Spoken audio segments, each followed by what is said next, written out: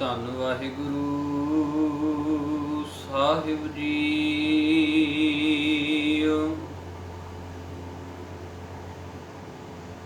ਬਾਬਾ ਜਿਸ ਤੂੰ ਦੇ ਸੋਈ ਜਨ ਪਾਵੈ,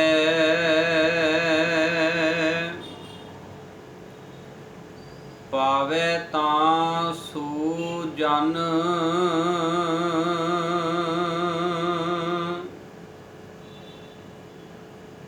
ਦੇਹ ਜਿਸ ਨੂੰ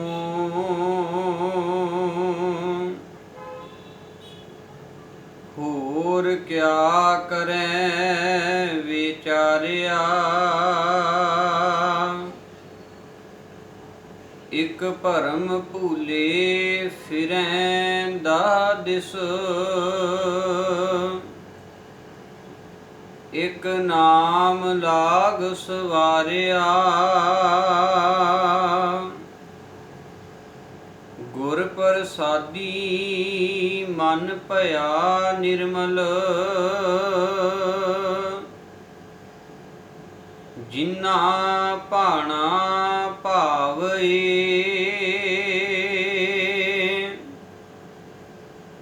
ਕਹੈ ਨਾਨਕ ਜਿਸ ਦੇ ਪਿਆਰੇ, ਸੋਈ ਜਨ ਪਾਵੈ। ਕਹੈ ਨਾਨਕ ਜਿਸ ਦੇ ਪਿਆਰੇ,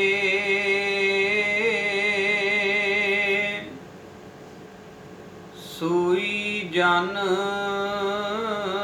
ਪਾਵੈ।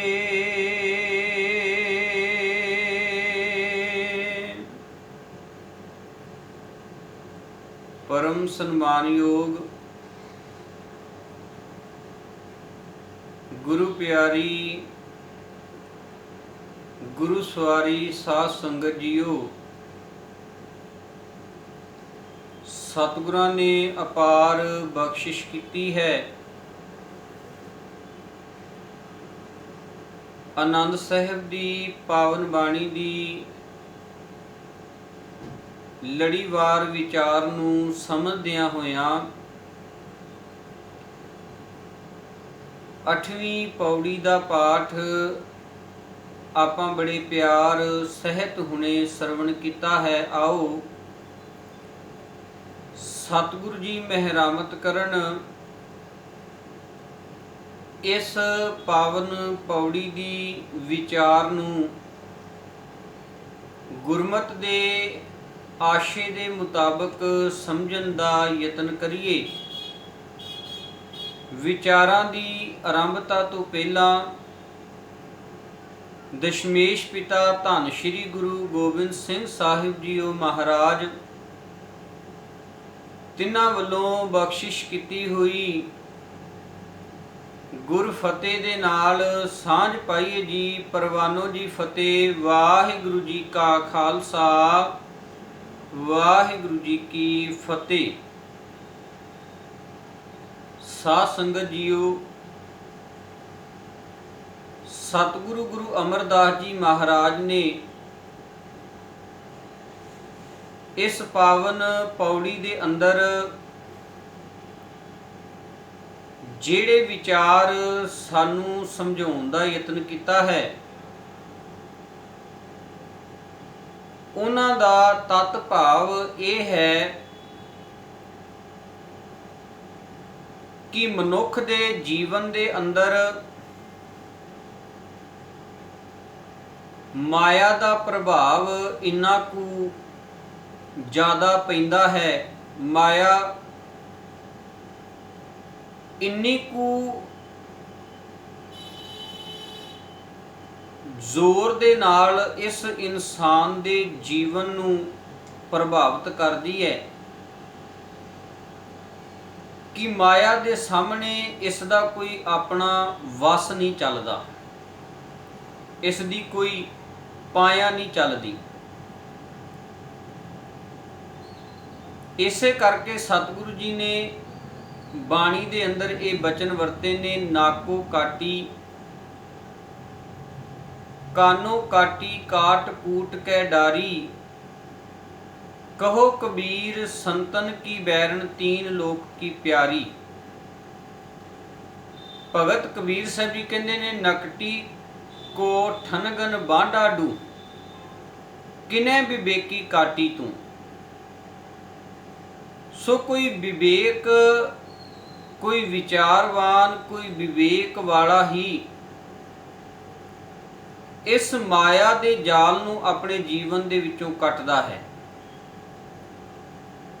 ਸੋ ਸਤਿਗੁਰੂ ਜੀ ਇਸ ਪੌੜੀ ਦੇ ਅੰਦਰ ਇਹ ਗੱਲ ਸਾਨੂੰ ਬਖਸ਼ਿਸ਼ ਕਰਦੇ ਨੇ, ਇਹ ਗੱਲ ਸਮਝਾ ਰਹੇ ਨੇ ਕਿ ਮਾਇਆ ਦਾ ਜਾਲ ਇਸ ਇਨਸਾਨ ਦੇ ਆਲੇ ਦੁਆਲੇ ਇਹੋ ਜਿਹਾ ਬੁਣਿਆ ਹੋਇਆ ਹੈ। ਮਾਇਆ ਦੇ ਜਾਲ ਨੇ ਇਸ ਇਨਸਾਨ ਨੂੰ ਐਸੀ ਜਕੜ ਦੇ ਵਿੱਚ ਲਿਆ ਹੈ ਕਿ ਇਸ ਜਾਲ ਦੇ ਵਿੱਚੋਂ ਮਨੁੱਖ ਆਪਣੀਆਂ ਯਤਨਾਂ ਦੇ ਰਾਹੀਂ ਬਾਹਰ ਨਹੀਂ ਨਿਕਲ ਸਕਦਾ। ਆਪਣੀਆਂ ਸਿਆਣਪਾਂ, ਆਪਣੀਆਂ ਚਲਾਕੀਆਂ ਦੇ ਰਾਹੀਂ ਉਹ ਇਸ ਜਾਲ ਦੇ ਵਿੱਚੋਂ ਛੁੱਟ ਨਹੀਂ ਸਕਦਾ। ਜਿਵੇਂ ਜਿਵੇਂ ਮਨੁੱਖ ਆਪਣੀਆਂ ਸਿਆਣਪਾਂ ਵਰਤਦਾ ਹੈ, ਜਿਵੇਂ ਜਿਵੇਂ ਮਨੁੱਖ ਚਲਾਕੀਆਂ ਦੀ ਵਰਤੋਂ ਕਰਦਾ ਹੈ, ਚਤੁਰਾਈਆਂ ਦੀ ਵਰਤੋਂ ਕਰਦਾ ਹੈ, ਉਵੇਂ ਉਵੇਂ ਇਸ ਜਾਲ ਦੇ ਵਿੱਚ ਉਹ ਹੋਰ ਉਲਝਦਾ ਜਾਂਦਾ ਹੈ। ਤੇ ਸ਼ਾਇਦ ਤਾਂ ਹੀ ਮੇਰੇ ਮਾਲਕ ਨੇ ਇਹ ਗੱਲ ਸਾਡੇ ਸਾਹਮਣੇ ਰੱਖ ਦਿੱਤੀ, ਸਹਿਸ ਸਿਆਣਪਾਂ ਲੱਖ ਹੋ ਹੈ ਤਾਂ ਇੱਕ ਨਾ ਚੱਲੇ ਨਾਲ। ਸੋ ਸਤਿਗੁਰੂ ਜੀ ਇਸ ਪੌੜੀ ਦੇ ਅੰਦਰ ਬਖਸ਼ਿਸ਼ ਕਰਦੇ ਨੇ। ਗੁਰੂ ਸਾਹਿਬ ਜੀ ਕਹਿਣ ਲੱਗੇ ਵੀ ਇਸ ਮਾਇਆ ਦੀ ਜਕੜ ਦੇ ਵਿੱਚੋਂ ਆਪਣੀ ਸਿਆਣਪ, ਆਪਣੀ ਚਲਾਕੀ ਦੇ ਨਾਲ ਨਹੀਂ ਨਿਕਲਿਆ ਜਾ ਸਕਦਾ। ਪਰ ਸਤਿਗੁਰੂ ਜੀ ਕਹਿੰਦੇ ਨੇ, ਜੇ ਉਹ ਅਕਾਲ ਪੁਰਖ ਪਰਮਾਤਮਾ ਕਿਰਪਾ ਕਰੇ, ਬਖਸ਼ਿਸ਼ ਕਰੇ, ਜੇ ਉਹ ਮਿਹਰਾਮਤ ਕਰੇ ਤੇ ਇਸ ਮਾਇਆ ਦੀ ਜਕੜ ਦੇ ਵਿੱਚੋਂ ਨਿਕਲਿਆ ਜਾ ਸਕਦਾ ਹੈ, ਇਸ ਮਾਇਆ ਦੇ ਪ੍ਰਭਾਵ ਤੋਂ ਬਚਿਆ ਜਾ ਸਕਦਾ ਹੈ, ਜਿਨ੍ਹਾਂ ਦਾ ਆਪਾਂ ਹੁਣੇ ਜ਼ਿਕਰ ਕੀਤਾ ਹੈ। ਨਾਕੋ ਕਾਟੀ ਕਾਨੋ ਕਾਟੀ ਕਾਟ ਕੂਟ ਕੇ ਡਾਰੀ, ਕਹੋ ਕਬੀਰ ਸੰਤਨ ਕੀ ਬੈਰਨ ਤੀਨ ਲੋਕ ਕੀ ਪਿਆਰੀ। ਸਤਿਗੁਰੂ ਜੀ ਕਹਿਣ ਲੱਗੇ ਇਹ ਉਹਨਾਂ ਦੀ ਵੈਰਨ ਹੈ, ਉਹਨਾਂ ਨੂੰ ਬੜਾ ਵੈਰ ਕਰਦੀ ਹੈ, ਉਹਨਾਂ ਤੋਂ ਡਰਦੀ ਹੈ। ਜਿਹੜੀ ਮਾਇਆ ਤਿੰਨਾਂ ਲੋਕਾਂ ਦੀ ਪਿਆਰੀ ਹੈ ਨਾ, ਉਹਨਾਂ ਦੇ ਉੱਤੇ ਆਪਣਾ ਕੋਈ ਪ੍ਰਭਾਵ ਨਹੀਂ ਪਾ ਸਕਦੀ, ਜਿਨ੍ਹਾਂ ਨੇ ਉਸ ਅਕਾਲ ਪੁਰਖ ਪਰਮਾਤਮਾ ਦੇ ਗੁਣਾਂ ਨੂੰ, ਉਹਦੀ ਵਿਚਾਰਧਾਰਾ ਨੂੰ, ਉਸ ਸੱਚ ਨੂੰ ਆਪਣੇ ਜੀਵਨ ਦੇ ਅੰਦਰ ਅਪਣਾ ਲਿਆ ਹੈ। ਸੋ ਗੁਰੂ ਸਾਹਿਬ ਜੀ ਸਾਨੂੰ ਇਹ ਵਿਚਾਰ ਬਖਸ਼ਿਸ਼ ਕਰ ਰਹੇ ਨੇ। ਸਤਿਗੁਰੂ ਜੀ ਕਹਿਣ ਲੱਗੇ ਤੂੰ ਆਪਣੇ ਯਤਨਾਂ ਦੇ ਰਾਹੀਂ, ਆਪਣੀਆਂ ਸਿਆਣਪਾਂ ਦੇ ਰਾਹੀਂ ਇਸ ਮਾਇਆ ਦੇ ਪ੍ਰਭਾਵ ਤੋਂ ਬਚ ਨਹੀਂ ਸਕਦਾ, ਇਸ ਉਲਝਣ ਦੇ ਵਿੱਚੋਂ ਬਾਹਰ ਨਹੀਂ ਨਿਕਲ ਸਕਦਾ, ਜੇ ਉਹ ਅਕਾਲ ਪੁਰਖ ਪਰਮਾਤਮਾ ਕਿਰਪਾ ਨਾ ਕਰੇ। ਆਪਾਂ ਇਉਂ ਕਹਿ ਲਈਏ ਕਿ ਉਸ ਦੀ ਕਿਰਪਾ ਹੋਣੀ ਜ਼ਿੰਦਗੀ ਦੇ ਅੰਦਰ ਜ਼ਰੂਰੀ ਹੈ, ਉਹਦੀ ਬਖਸ਼ਿਸ਼ ਹੋਣੀ। ਸੋ ਇਸੇ ਕਰਕੇ ਸਤਿਗੁਰੂ ਜੀ ਕਹਿੰਦੇ ਨੇ, ਬਾਬਾ ਜਿਸ ਤੂੰ ਦੇ ਸੋਈ ਜਨ ਪਾਵੈ। ਸਾਧ ਸੰਗਤ ਜੀ, ਜਦੋਂ ਆਪਾਂ ਬਾਬਾ ਸ਼ਬਦ ਨੂੰ ਬਾਣੀ ਦੇ ਵਿੱਚੋਂ ਪੜ੍ਹਦੇ ਹਾਂ ਤੇ ਇਹ ਬਾਬਾ ਸ਼ਬਦ ਬਾਣੀ ਦੇ ਵਿੱਚ ਬੇਅੰਤ ਅਰਥਾਂ ਦੇ ਨਾਲ ਸਤਿਗੁਰੂ ਜੀ ਨੇ ਵਰਤਿਆ ਹੈ। ਬਾਬਾ ਸ਼ਬਦ ਬਾਣੀ ਦੇ ਵਿੱਚ ਜੋਗੀ ਨੂੰ ਵੀ ਕਿਹਾ ਹੈ, ਜਦੋਂ ਆਪਾਂ ਪੜ੍ਹਦੇ ਹਾਂ, ਬਾਬਾ ਮਨ ਮਤਵਾਰੋ ਨਾਮ ਰਸ ਪੀਵੈ। ਤੇ ਬਾਬਾ ਸ਼ਬਦ ਜਿਹੜਾ ਹੈ ਉਹ ਭਾਈ ਦੇ ਰੂਪ ਦੇ ਵਿੱਚ ਵੀ ਆਇਆ। ਹੇ ਭਾਈ, ਜਦੋਂ ਆਪਾਂ ਪੜ੍ਹਦੇ ਹਾਂ ਨਾ, ਬਾਬਾ ਬੋਲਤੇ ਤੇ ਕਹਾਂ ਗਏ, ਦੇਹੀ ਕੇ ਸੰਗ ਰਹਤੇ। ਹਾਲਾਂਕਿ ਭਾਵੇਂ ਇਸ ਸ਼ਬਦ ਦੇ ਅਰਥ ਅਸੀਂ ਆਪਣੀ ਮਰਜ਼ੀ ਦੇ ਨਾਲ ਕਰਦਿਆਂ ਹੋਇਆਂ ਇਸ ਸ਼ਬਦ ਨੂੰ ਅਸੀਂ ਪੜ੍ਹਦੇ ਇਹੋ ਜਿਹੀਆਂ ਮੌਕਿਆਂ ਦੇ ਉੱਤੇ ਆ ਜਿੱਥੇ ਕੋਈ ਪ੍ਰਾਣੀ ਚੜ੍ਹਾਈ ਕਰ ਜਾਂਦਾ ਹੈ, ਜਿੱਥੇ ਕਿਸੇ ਦੀ ਮੌਤ ਹੁੰਦੀ ਹੈ, ਕੋਈ ਅੰਤਿਮ ਅਰਦਾਸ ਦਾ ਸਮਾਗਮ ਹੈ, ਉੱਥੇ ਸਾਡੇ ਰਾਗੀ ਸਿੰਘਾਂ ਦੇ ਵੱਲੋਂ ਇਹ ਸ਼ਬਦ ਪੜ੍ਹਿਆ ਜਾਂਦਾ ਹੈ, ਬਾਬਾ ਬੋਲਤੇ ਤੇ ਕਹਾਂਗੇ। ਐਗਜ਼ਾਮਪਲ ਦੇ ਵਜੋਂ ਜਦੋਂ ਮਸਕੀਨ ਸਾਹਿਬ ਚੜ੍ਹਾਈ ਕੀਤੇ ਤੇ ਉਹਨਾਂ ਦੇ ਅੰਤਿਮ ਅਰਦਾਸ ਦੇ ਉੱਤੇ ਤਕਰੀਬਨ ਇਹ ਰਾਗੀਆਂ ਨੇ ਸ਼ਬਦ ਜਿਹੜਾ ਸੀ ਉਹ ਪੜ੍ਹਿਆ। ਉਥੋਂ ਇਹ ਸ਼ਬਦ ਜਿਹੜਾ ਸੀ ਉਹ ਬਹੁਤਾ ਪ੍ਰਚਲਿਤ ਹੋ ਗਿਆ, ਜਿਹਦੇ ਨਾਲ ਹਰ ਇੱਕ ਮ੍ਰਿਤਕ ਸਮਾਗਮ ਦੇ ਉੱਤੇ ਇਸ ਸ਼ਬਦ ਨੂੰ ਪੜ੍ਹਨਾ ਸ਼ੁਰੂ ਕਰ ਦਿੱਤਾ। ਹੁਣ ਉੱਥੇ ਪ੍ਰਭਾਵ ਕੀ ਦਿੱਤਾ ਜਾ ਰਿਹਾ ਹੈ? ਬਾਬਾ ਬੋਲਤੇ ਤੇ ਕਹਾਂਗੇ, ਵੀ ਅਜੇ ਕੁਝ ਦਿਨ ਪਹਿਲਾਂ ਇਹ ਬੋਲ ਰਹੇ ਸਨ ਮਸਕੀਨ ਸਾਹਿਬ ਬਾਬਾ, ਪਰ ਹੁਣ ਇਹ ਪਤਾ ਨਹੀਂ ਕਿੱਥੇ ਚਲੇ ਗਏ, ਤੁਰ ਗਏ। ਸੋ ਇੱਥੇ ਸਤਿਗੁਰੂ ਜੀ ਨੇ ਜਿਹੜੇ ਸੰਦਰਭ ਦੇ ਵਿੱਚ ਇਹ ਸ਼ਬਦ ਵਰਤਿਆ ਹੈ, ਭਗਤ ਕਬੀਰ ਸਾਹਿਬ ਜੀ ਅਸਲ ਦੇ ਵਿੱਚ ਇੱਥੇ ਅੰਦਰਲੀਆਂ ਉਹਨਾਂ ਵਿਕਾਰੀ ਤੇ ਵਿਭਚਾਰੀ ਬਿਰਤੀਆਂ ਦੀ ਗੱਲ ਕਰ ਰਹੇ ਨੇ। ਤੇ ਬਾਬਾ ਦੇ ਇੱਥੇ ਅਰਥ ਨੇ, ਇਹ ਭਾਈ ਪ੍ਰੋਫੈਸਰ ਸਾਹਿਬ ਸਿੰਘ ਜੀ ਦਾ ਦਰਪਣ ਜਿਹੜਾ ਹੈ ਉਹਦੇ ਵਿੱਚੋਂ ਕਿਤੇ ਅਰਥ ਪੜ੍ਹਿਓ ਇਸ ਸ਼ਬਦ ਦੇ।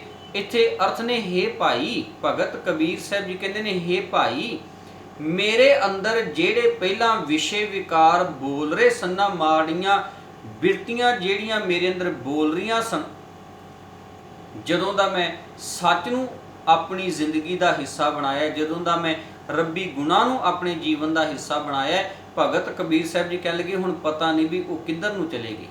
ਹੁਣ ਉਹ ਵਿਸ਼ੇ ਵਿਕਾਰ ਮੇਰੀ ਜ਼ਿੰਦਗੀ ਦੇ ਵਿੱਚੋਂ ਪਤਾ ਨਹੀਂ ਕਿੱਧਰ ਚਲੇ ਗਏ। ਪਰ ਖਿਮਾ ਕਰਨਾ, ਬਾਣੀ ਦੀ ਵਿਚਾਰ ਨੂੰ ਨਾ ਸਮਝਣ ਦਾ ਸਦਕਾ ਸਾਡੀਆਂ ਰਾਗੀਆਂ ਭਾਈਆਂ, ਪ੍ਰਚਾਰਕਾਂ, ਢਾਡੀਆਂ, ਉਹਨਾਂ ਨੇ ਇਹ ਸ਼ਬਦ ਐਡੇ ਵਡਮੁੱਲੇ ਸ਼ਬਦ ਜਿਹੜੇ ਸਨ ਉਹ ਇੱਕ ਇਨਸਾਨ ਦੇ ਨਾਲ ਲਿਆ ਕੇ ਖੜੇ ਕਰ ਦਿੱਤੇ।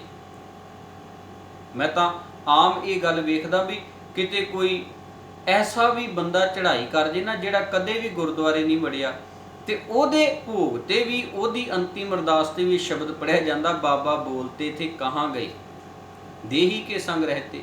ਵੀ ਕਮਾਲ ਦੀ ਬਾਤ ਹੈ। ਸੋ ਬੇਨਤੀ ਕਰ ਰਹੇ ਸੀ ਵੀ ਬਾਬਾ ਸ਼ਬਦ ਬਾਣੀ ਦੇ ਅੰਦਰ ਬੇਅੰਤ ਅਰਥਾਂ ਦੇ ਵਿੱਚ ਆਇਆ ਹੈ।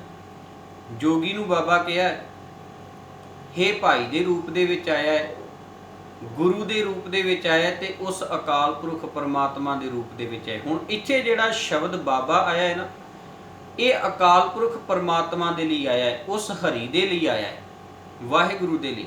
ਸਤਿਗੁਰੂ ਜੀ ਸੰਬੋਧਨ ਕਰਦੇ ਨੇ, ਬਾਬਾ, ਹੇ ਹਰੀ, ਹੇ ਅਕਾਲ ਪੁਰਖ ਪਰਮਾਤਮਾ ਜੀ, ਜਿਸ ਤੂੰ ਦੇ ਸੋਈ ਜਨ ਪਾਵੈ। ਜਿਸ ਨੂੰ ਤੂੰ ਇਹ ਆਤਮਿਕ ਆਨੰਦ ਦੇਣਾ ਹੈ ਨਾ, ਜਿਸ ਨੂੰ ਇਹ ਦਾਤ ਦੇਣਾ ਹੈ, ਕਿਹੜੀ ਦਾਤ? ਵੀ ਉਹ ਮਾਇਆ ਦੇ ਇਸ ਜਾਲ ਦੇ ਵਿੱਚੋਂ ਨਿਕਲ ਜਾਵੇ। ਸਤਿਗੁਰੂ ਜੀ ਕਹਿਣ ਲੱਗੇ, ਸੋਈ ਜਨ ਪਾਵੈ। ਉਹ ਸੇਵਕ, ਉਹ ਜਨ ਫਿਰ ਉਸ ਦਾਤ ਨੂੰ ਪ੍ਰਾਪਤ ਕਰਦਾ ਹੈ ਜਿੱਥੋਂ ਆਪਾਂ ਗੱਲ ਆਰੰਭ ਕੀਤੀ ਸੀ ਕਿ ਆਪਣੀ ਸਿਆਣਪ, ਆਪਣੀ ਚਤੁਰਾਈ, ਆਪਣੀਆਂ ਚਲਾਕੀਆਂ ਦੇ ਨਾਲ ਮਾਇਆ ਦੇ ਪ੍ਰਭਾਵ ਦੇ ਹੇਠੋਂ ਨਹੀਂ ਨਿਕਲਿਆ ਜਾ ਸਕਦਾ। ਇਸ ਜਾਲ ਦੇ ਵਿੱਚੋਂ ਅਸੀਂ ਨਹੀਂ ਆਪਣਾ ਆਪ ਛੁਡਾ ਸਕਦੇ। ਪਰ ਸਤਿਗੁਰੂ ਜੀ ਕਹਿਣ ਲੱਗੇ, ਹੇ ਹਰੀ, ਜਿਸ ਨੂੰ ਤੂੰ ਦੇਣਾ ਹੈ, ਜਿਸ ਨੂੰ ਤੂੰ ਇਹ ਦਾਤ ਦੇਣਾ ਹੈ, ਹੁਣ ਉਹ ਜਨ, ਉਹ ਸੇਵਕ ਇਹ ਦਾਤ ਪ੍ਰਾਪਤ ਕਰਦਾ ਹੈ, ਉਹ ਆਨੰਦ ਮਾਣਦਾ ਹੈ, ਉਹ ਫਿਰ ਮਾਇਆ ਦੇ ਪ੍ਰਭਾਵ ਚੋਂ ਨਿਕਲ ਜਾਂਦਾ ਹੈ। ਤੇ ਸਤਿਗੁਰੂ ਜੀ ਫਿਰ ਇਹ ਗੱਲ ਦੁਹਰਾਉਂਦੇ ਨੇ, ਪਾਵੈ ਤਾਂ ਸੋ ਜਨ, ਦੇਹ ਜਿਸ ਨੂੰ ਹੋਰ ਕਿਆ ਕਰੇ ਵਿਚਾਰਿਆ। ਸਤਿਗੁਰੂ ਜੀ ਕਹਿਣ ਲੱਗੇ, ਹੋਰ ਜੀਵ ਜਿਹੜੇ ਨੇ ਉਹ ਵਿਚਾਰੇ ਕੀ ਕਰ ਸਕਦੇ ਨੇ? ਭਾਵ ਉਹਨਾਂ ਦੀ ਕੋਈ ਪਾਇਆ ਨਹੀਂ ਹੈ। ਜਿਹਨੂੰ ਤੂੰ ਇਹ ਦਾਤ ਦੇਣਾ ਹੈ, ਜਿੰਦੇ ਉੱਤੇ ਤੂੰ ਇਹ ਬਖਸ਼ਿਸ਼ ਕਰਦਾ ਹੈ, ਉਹੀ ਇਸ ਦਾਤ ਨੂੰ ਪ੍ਰਾਪਤ ਕਰਦਾ ਹੈ। ਭਾਵ ਉਹੀ ਮਨੁੱਖ ਇਸ ਮਾਇਆ ਦੀ ਜਕੜ ਦੇ ਵਿੱਚੋਂ ਬਾਹਰ ਨਿਕਲਦਾ ਹੈ। ਤੇ ਸਤਿਗੁਰੂ ਜੀ ਕਹਿੰਦੇ ਨੇ, ਇੱਕ ਭਰਮ ਭੂਲੇ ਫਿਰੈ ਦਹਿ ਦਿਸ, ਇੱਕ ਨਾਮ ਲਾਗ ਸਵਾਰਿਆ। ਇੱਕ ਦੇ ਕੱਕੇ ਨੂੰ ਸਿਹਾਰੀ ਹੈ ਤੇ ਵਿਆਕਰਣ ਦੇ ਨੇਮ ਦੇ ਮੁਤਾਬਕ ਇੱਥੇ ਇੱਕ ਦੇ ਅਰਥ ਜਿਹੜੇ ਨੇ ਉਹ ਬਣਨਗੇ ਕਈ, ਬਹੁਵਚਨ ਦੇ ਰੂਪ ਦੇ ਵਿੱਚ। ਸਤਿਗੁਰੂ ਜੀ ਕਹਿੰਦੇ ਨੇ, ਇੱਕ ਭਰਮ ਭੂਲੇ ਫਿਰੈ ਦਹਿ ਦਿਸ। ਕਈ ਜਿਹੜੇ ਨੇ ਉਹ ਭਰਮ ਦੇ ਵਿੱਚ ਭਟਕੇ ਹੋਏ, ਭੁੱਲੇ ਹੋਏ ਦਸਾਂ ਦਿਸ਼ਾਵਾਂ ਦੇ ਵਿੱਚ ਫਿਰ ਰਹੇ ਨੇ। ਇੱਕ ਨਾਮ ਲਾਗ ਸਵਾਰਿਆ, ਤੇ ਕਈਆਂ ਨੂੰ ਤੂੰ ਨਾਮ ਦੇ ਵਿੱਚ ਲਾ ਕੇ ਉਹਨਾਂ ਦਾ ਜੀਵਨ ਸਵਾਰਦੇ ਨੇ। ਨਾਮ ਮੀਨਸ ਨੇ ਗੁਣ, ਸੱਚ, ਹੁਕਮ। ਕਈਆਂ ਦਾ ਜੀਵਨ ਜਿਹੜਾ ਹੈ ਉਹ ਤੂੰ ਸਵਾਰ ਦੇਣਾ ਹੈ। ਇੱਥੇ ਮੈਂ ਇੱਕ ਬੇਨਤੀ ਕਰਨੀ ਚਾਹੁੰਦਾ। ਹੁਣ ਸਤਿਗੁਰੂ ਜੀ ਦੇ ਆਪਾਂ ਇਹ ਬਚਨ ਜਿਹੜੇ ਨੇ ਉਹ ਸਾਧ ਸੰਗਤ ਜੀ ਆਪਾਂ ਪੜ੍ਹੇ ਨੇ, ਵਿਚਾਰੇ ਨੇ। ਬਾਬਾ ਜਿਸ ਤੂੰ ਦੇ ਸੋਈ ਜਨ ਪਾਵੈ, ਪਾਵੈ ਤਾਂ ਸੋ ਜਨ ਦੇ ਜਿਸਨੂੰ, ਹੋਰ ਕਿਆ ਕਰੈ ਵਿਚਾਰਿਆ। ਇੱਕ ਭਰਮ ਭੂਲੇ ਫਿਰੈ ਦਹਿ ਦਿਸ, ਇੱਕ ਨਾਮ ਲਾਗ ਸਵਾਰਿਆ। ਹੁਣ ਸਤਿਗੁਰੂ ਜੀ ਜਿਹੜੀ ਗੱਲ ਸਾਨੂੰ ਸਮਝਾ ਰਹੇ ਨੇ ਵੀ ਹੇ ਪਰਮਾਤਮਾ ਜੀ, ਹੇ ਹਰੀ ਜੀ, ਇਹ ਦਾਤ ਜਿਹਨੂੰ ਤੂੰ ਦੇਣਾ ਹੈ ਨਾ ਉਹੀ ਪ੍ਰਾਪਤ ਕਰਦਾ ਹੈ। ਤੇ ਕਈ ਜਿਹੜੇ ਨੇ ਉਹ ਭਟਕੇ ਹੋਏ ਨੇ, ਭੁੱਲੇ ਹੋਏ ਨੇ, ਤੇ ਕਈਆਂ ਦਾ ਤੂੰ ਜੀਵਨ ਸਵਾਰ ਦੇਣਾ। ਤੇ ਜਿਹੜੀ ਮੈਂ ਬੇਨਤੀ ਕਰਨੀ ਚਾਹੁੰਦਾ ਵੀ ਇਹਦਾ ਮਤਲਬ ਫਿਰ ਰੱਬ ਜਿਹੜਾ ਉਹ ਵਿਤਕਰੇ ਕਰ ਰਿਹਾ। ਫਿਰ ਤਾਂ ਬੜਾ ਸੌਖਾ ਜਿਹਾ ਇਹ ਮਤਲਬ ਆਪਾਂ ਕਹਿ ਸਕਦੇ ਹਾਂ ਵੀ ਜ਼ਿੰਦਗੀ ਦਾ ਮਸਲਾ ਹੈ। ਫਿਰ ਤਾਂ ਹਰ ਕੋਈ ਇਨਸਾਨ ਇਹ ਕਹੇਗਾ ਤੇ ਕਹਿ ਵੀ ਰਹੇ ਆ। ਆਪਾਂ ਵੇਖਦੇ ਹਾਂ ਹਰ ਇਨਸਾਨ ਜਿਹੜਾ ਵਿਅਕਤੀ ਆਪਣੇ ਆਪ ਨੂੰ ਬਰੀ ਕਰਨਾ ਚਾਹੁੰਦਾ ਹੈ ਉਹ ਇਹ ਗੱਲ ਕਹਿੰਦੇ ਵੀ ਅਜੇ ਸਾਡੇ ਉੱਤੇ ਕਿਰਪਾ ਨਹੀਂ ਕੀਤੀ, ਅਜੇ ਸਾਡੇ ਤੇ ਬਖਸ਼ਿਸ਼ ਨਹੀਂ ਹੋਈ। ਜੇ ਉਹਨਾਂ ਨੂੰ ਕਹੀਏ ਨਾ ਕਿ ਭਾਈ ਸੱਚ ਦੇ ਨਾਲ ਖੜੇ ਹੋਈਏ, ਬਾਣੀ ਨੂੰ ਪੜ੍ਹੀਏ, ਧਰਮੀ ਬਣੀਏ, ਧਰਮ ਦੇ ਕਰਮ ਅਸੀਂ ਆਪਣੇ ਜੀਵਨ ਦੇ ਅੰਦਰ ਅਪਣਾ ਲਈਏ, ਤੇ ਉਹਨਾਂ ਦਾ ਅੱਗੋਂ ਇੱਕ ਘੜਿਆ ਘੜਾਇਆ ਇਹ ਜਵਾਬ ਹੈ ਜੀ ਅਜੇ ਸਾਡੇ ਤੇ ਕਿਰਪਾ ਨਹੀਂ ਹੋਈ। ਇਹ ਤਾਂ ਮਨੁੱਖ ਨੇ ਫਿਰ ਆਪਣੇ ਆਪ ਨੂੰ ਬਰੀ ਕਰ ਲਿਆ। ਪਰ ਸਤਿਗੁਰੂ ਜੀ ਇੱਥੇ ਜਿਹੜੀ ਗੱਲ ਕਹਿੰਦੇ ਨੇ ਕਿ ਜਿਸ ਨੂੰ ਤੂੰ ਦੇਣਾ ਹੈ ਉਹ ਇਸ ਦਾਤ ਨੂੰ ਪ੍ਰਾਪਤ ਕਰਦਾ ਹੈ। ਬਸ ਇਸ ਨੁਕਤੇ ਨੂੰ ਆਪਾਂ ਸਮਝਣ ਦਾ ਯਤਨ ਕਰਨਾ ਹੈ। ਤੇ ਇਹਦਾ ਮਤਲਬ ਫਿਰ ਰੱਬ ਵਿਤਕਰੇ ਕਰਕੇ ਦੇ ਰਿਹਾ ਵੀ ਕਿਸੇ ਨੂੰ ਰੱਬ ਨੇ ਬਹੁਤ ਕੁਝ ਧਰਮੀ ਬਣਾ ਦਿੱਤਾ, ਬੜੇ ਚੰਗੇ ਕਰਮਾਂ ਵਾਲਾ ਬਣਾ ਦਿੱਤਾ, ਤੇ ਕਿਸੇ ਨੂੰ ਮਾੜੇ ਕਰਮਾਂ ਵਾਲਾ ਬਣਾ ਦਿੱਤਾ। ਨਹੀਂ, ਰੱਬ ਵਿਤਕਰੇ ਨਹੀਂ ਕਰਦਾ ਅਸਲ ਦੇ ਵਿੱਚ। ਤੇ ਇਹ ਵੀ ਮੈਂ ਬੇਨਤੀ ਕਰਾਂ ਵੀ ਬਾਣੀ ਵੀ ਝੂਠ ਨਹੀਂ ਕਹਿੰਦੀ, ਬਾਣੀ ਦਾ ਵੀ ਅੱਖਰ ਅੱਖਰ ਸੱਚ ਹੈ। ਬਾਣੀ ਦੇ ਅੰਦਰ ਵੀ ਸਤਿਗੁਰੂ ਜੀ ਇਹ ਗੱਲ ਕਹਿੰਦੇ ਨੇ ਵੀ ਜਿਹਨੂੰ ਰੱਬ ਦਿੰਦਾ ਹੈ ਇਹ ਦਾਤ ਉਹੀ ਇਸ ਨੂੰ ਪ੍ਰਾਪਤ ਕਰਦਾ ਹੈ। ਜਿਹਨੂੰ ਰੱਬ ਵਿਕਾਰਾਂ ਚੋਂ ਕੱਢਦਾ ਹੈ, ਮਾਇਆ ਚੋਂ ਕੱਢਦਾ ਹੈ, ਉਹੀ ਇਨਸਾਨ ਨਿਕਲਦਾ ਹੈ। ਰੱਬ, ਫਿਰ ਮੈਂ ਬੇਨਤੀ ਕਰਦਿਆਂ, ਰੱਬ ਇਹਦਾ ਮਤਲਬ ਵਿਤਕਰੇ ਨਹੀਂ ਕਰ ਰਿਹਾ। ਅਗਲੀ ਪੰਕਤੀ ਪੜ੍ਹ ਕੇ ਸਾਨੂੰ ਇਹ ਗੱਲ ਸਪਸ਼ਟ ਹੋਣੀ ਹੈ ਵੀ ਕਿਹਨਾਂ ਨੂੰ ਰੱਬ ਇਹ ਦਾਤ ਦਿੰਦਾ ਹੈ, ਕਿਹੜੇ ਇਸ ਦਾਤ ਦੇ ਪਾਤਰ ਬਣਦੇ ਨੇ। ਤੇ ਸਤਿਗੁਰੂ ਜੀ ਕਹਿੰਦੇ ਨੇ ਗੁਰ ਪ੍ਰਸਾਦੀ ਮਨ ਭਇਆ ਨਿਰਮਲ, ਜਿਨ੍ਹਾਂ ਭਾਣਾ ਭਾਵੇ। ਆ ਸਾਰੀ ਪੰਕਤੀ ਦੀ ਉਲਝਣ, ਸਾਰੀ ਪੌੜੀ ਦੀ ਉਲਝਣ ਜਿਹੜੀ ਹੈ ਨਾ ਸਾਧ ਸੰਗਤ ਜੀ, ਉਹ ਇਸ ਇੱਕ ਪੰਕਤੀ ਨੇ ਕਲੀਅਰ ਕਰ ਦਿੱਤੀ ਹੈ। ਨਹੀਂ ਤਾਂ ਸਾਡੇ ਮਨਾਂ 'ਚ ਇੱਕ ਉਲਝਣ ਹੈ ਵੀ ਅਜੇ ਕਿਹੜਾ ਰੱਬ ਨੇ ਸਾਨੂੰ ਇਹ ਦਾਤ ਦਿੱਤੀ ਹੈ। ਤੁਸੀਂ ਵੇਖੋ ਹੁਣ ਜਿਹੜਾ ਬੰਦਾ ਨਸ਼ੇ ਕਰ ਰਿਹਾ ਉਹ ਵੀ ਇਹ ਗੱਲ ਕਹੇਗਾ ਅਜੇ ਸਾਡੇ ਤੇ ਕਿਰਪਾ ਨਹੀਂ ਜੀ ਕੀਤੀ। ਜਿੱਦਣ ਸਾਨੂੰ ਰੱਬ ਇਹ ਦਾਤ ਦੇਵੇਗਾ, ਜਿੱਦਣ ਬਾਹਰ ਕੱਢੇਗਾ ਇਸ ਨਸ਼ੇ ਦੇ ਵਿੱਚੋਂ ਅਸੀਂ ਨਿਕਲ ਜਾਵਾਂਗੇ। ਜਿਹੜਾ ਝੂਠ ਬੋਲ ਰਿਹਾ, ਜਿਹੜਾ ਠੱਗੀਆਂ ਕਰ ਰਿਹਾ, ਜਿਹੜਾ ਧੋਖੇ ਕਰ ਰਿਹਾ, ਜਿਹੜਾ ਬੇਈਮਾਨੀਆਂ ਕਰ ਰਿਹਾ, ਉਹਨੇ ਵੀ ਇਸ ਬੜੇ 2-4 ਲਫ਼ਜ਼ ਜੇ ਕਹਿ ਕੇ ਆਪਣਾ ਪੱਲਾ ਝਾੜ ਲੈਣਾ ਵੀ ਅਜੇ ਰੱਬ ਨੇ ਸਾਨੂੰ ਇਹ ਦਾਤ ਨਹੀਂ ਜੀ ਦਿੱਤੀ। ਜਿੱਦਣ ਦਾਤ ਦੇਵੇਗਾ ਅਸੀਂ ਇਸ ਮਾਇਆ ਦੇ ਵਿੱਚੋਂ ਬਾਹਰ ਨਿਕਲ ਜਾਵਾਂਗੇ। ਜਿੱਦਣ ਰੱਬ ਸਾਨੂੰ ਇਹ ਦਾਤ ਬਖਸ਼ਿਸ਼ ਕਰੇਗਾ ਉਦਣ ਅਸੀਂ ਇਸ ਮਾਇਆ ਦੇ ਜਾਲ ਨੂੰ ਤੋੜ ਸੁੱਟਣਾ ਹੈ। ਕੋਈ ਸ਼ੱਕ ਨਹੀਂ, ਰੱਬ ਬਖਸ਼ਿਸ਼ ਕਰਦਾ ਹੈ। ਰੱਬ ਦੀ ਬਖਸ਼ਿਸ਼ ਦੇ ਨਾਲ ਹੀ ਇਸ ਜਾਲ ਨੂੰ ਤੋੜਿਆ ਜਾ ਸਕਦਾ ਹੈ, ਪਰ ਉਹਦੇ ਲਈ ਕਰਨਾ ਕੀ ਪਵੇਗਾ? ਰੱਬ ਵਿਤਕਰਾ ਨਹੀਂ ਕਰਦਾ।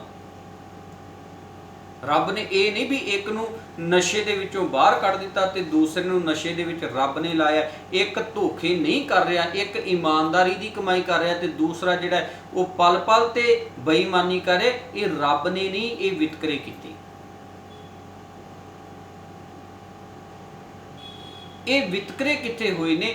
ਇਸ ਪੰਕਤੀ ਨੇ ਸਾਨੂੰ ਇਹ ਗੱਲ ਸਮਝਾਈ ਹੈ। ਸਤਿਗੁਰੂ ਜੀ ਕਹਿਣ ਲੱਗੇ ਕੋਈ ਸ਼ੱਕ ਨਹੀਂ ਵੀ ਇਸ ਮਾਇਆ ਦੀ ਉਲਝਣ ਦੇ ਵਿੱਚੋਂ ਜੇ ਬਾਹਰ ਨਿਕਲਿਆ ਜਾ ਸਕਦਾ ਹੈ ਤੇ ਰੱਬ ਦੀ ਕਿਰਪਾ ਦੇ ਨਾਲ ਹੀ ਨਿਕਲਿਆ ਜਾ ਸਕਦਾ ਹੈ। ਤੇ ਗੁਰੂ ਸਾਹਿਬ ਜੀ ਕਹਿੰਦੇ ਨੇ, ਬਾਬਾ ਜਿਸ ਤੂੰ ਦੇ ਸੋਈ ਜਨ ਪਾਵੇ, ਪਾਵੇ ਤਾਂ ਸੋ ਜਨ ਦੇ ਜਿਸ ਨੂੰ ਹੋਰ ਕਿਆ ਕਰੇ ਵਿਚਾਰਿਆ। ਪਰ ਇਹ ਪੰਕਤੀ ਨੂੰ ਆਪਾਂ ਜਦੋਂ ਪੜ੍ਹੀਏ ਤੇ ਸਤਿਗੁਰੂ ਜੀ ਕਹਿੰਦੇ ਕਿ ਗੁਰ ਪ੍ਰਸਾਦੀ ਮਨ ਭਇਆ ਨਿਰਮਲ। ਗੁਰੂ ਦੀ ਕਿਰਪਾ ਦੇ ਨਾਲ ਉਹਨਾਂ ਦਾ ਮਨ ਪਵਿੱਤਰ ਹੋ ਜਾਂਦਾ ਹੈ, ਨਿਰਮਲ। ਕਿੰਨਾ ਦਾ ਜੀ? ਜਿੰਨਾ ਭਾਣਾ ਭਾਵੇ। ਭਾਣਾ ਦੇ ਅਰਥ ਨੇ ਹੁਕਮ, ਰਜ਼ਾ।